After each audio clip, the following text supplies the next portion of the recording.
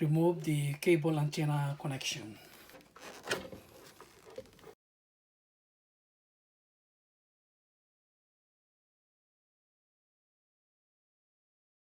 There is a continuity on the ground, but there's no continuity in the middle of the wire. The middle wire was broken.